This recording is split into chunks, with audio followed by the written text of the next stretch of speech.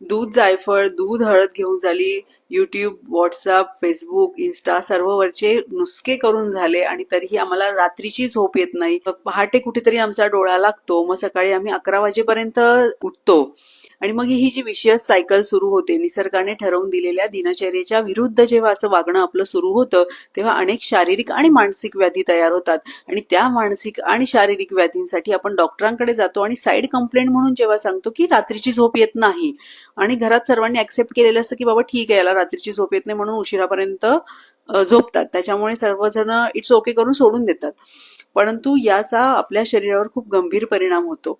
तर मुख्य कारण जेव्हा हिस्ट्री टेकिंग मध्ये समजतं की रात्री मोबाईल स्क्रोलिंगची सवय आहे, तर इथे हे लक्षात घेतलं पाहिजे की आपण मोबाईल स्क्रोल करतोय म्हणून झोप येत नाहीये की झोप येत नाही म्हणून मोबाईल हातात घेतला आहे.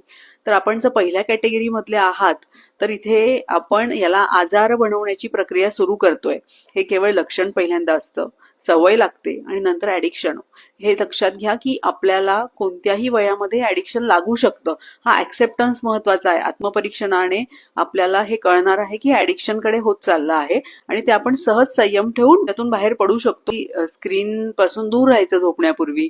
तर असं ठरवलं तर तुम्हाला नक्की झोप लागेल आणि आपण इन्सोमनिया, निद्रानाशासारख्या मोठ्या आजारांपासून आणि त्यापासून घडणाऱ्या अनेक वेगवेगळ्या व्याधींपासून दूर राहू शकतो.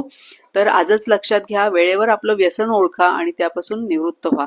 धन्यवाद.